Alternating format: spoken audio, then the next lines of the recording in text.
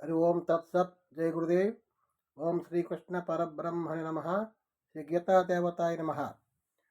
భగవద్గీత 3వ అధ్యాయం కర్మయోగంలో పరమాత్మ చెప్తున్నారు 6వ శ్లోకాన్ని. కర్మేంద్రియాని సంయమ్య యాస్తే మనసా స్మరన్ ఇంద్రియార్థాన్ విమూఢాత్మ మిథ్యాచారస ఉచ్యతే.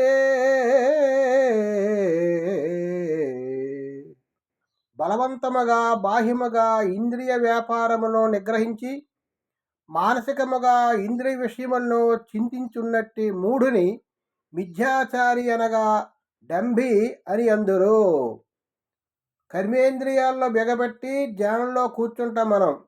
కర్మేంద్రియాలని జ్ఞానేంద్రియాలని బిగబెట్టి మనం నిష్ఠలో కూర్చుంటాం. కానీ మనసు మాత్రం పరిపరి విధాలుగా వెళ్ళిపోతుంది. అటువంటి మనసు పరిపరి విధాలుగా వెళ్ళిపోయేటప్పుడు ఆ సాధన మనకి కుదరదు.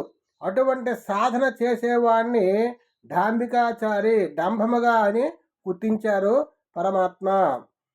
యస్త్రీంద్రియాణి మనసా నియమ్యార్హపతే అర్జున కర్మేంద్రహి కర్మయోగం ఆసక్త సా విశిష్యతే. అర్జున, మనసుతో ఇంద్రియములను వశపరచుకొని అనాసక్తుడై ఇంద్రియముల ద్వారా కర్మయోగాచరణమును కావించు పురుషుడు శ్రేష్ఠుడు. మనం ఆచరించవచ్చు. సంచరిస్తుంటాను సమాజంలో, అనేక రకాల సంచరిస్తుంటాం, అనేక రకాల వ్యవహారం చేస్తూ ఉంటాం. మన కుటుంబ సమస్యలతో మనం అనేక రకాలైనటువంటి సమస్యలతో మనం పాల్గొంటాం. భార్య, పిల్లలు, బంధువులు, మిత్రులందరూ కూడా వ్యవహరిస్తుంటాం.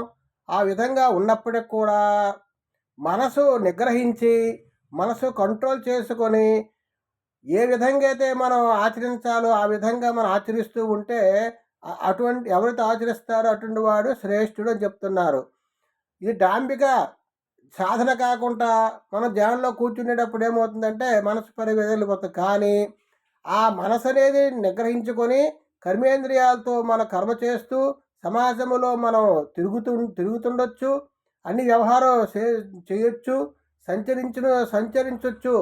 ఆ విధంగా మనం ఉన్నప్పటికీ కూడాను మనసు నిర్మలంగా ఉండి, మనసును నిశ్చలంగా ఉండి ఎవరు ఏ కర్మ ఎప్పుడు చేయాలి, ఎవరు ఏ రకంగా ఎలాగా ప్రవర్తించాలి, ఎటువంటి విషయాల్లో మనం ఆసక్తి చూపించాలి, ఎటువంటి విషయాల్లో ఆసక్తి చూపించకూడదు, ఏ పని మనం చేయాలి, ఏ పని చేయకూడదు, ఏ పని చేస్తే మనకి ప్రమాదం కలుగుతుంది అనే విషయాన్ని మనం గ్రహించి కర్మస కౌశలం అనేటట్లుగా ఆ కర్మను మనం చేస్తూ ఉండాలన్నమాట. అటువంటి వాడు శ్రేష్ఠుని పరమాత్మ తెలియజేశారు. హరి ఓం తత్సత్. జయ గురుదేవ్. ఓం నమో నారాయణాయ. ఓం శాంతి శాంతి శాంతి.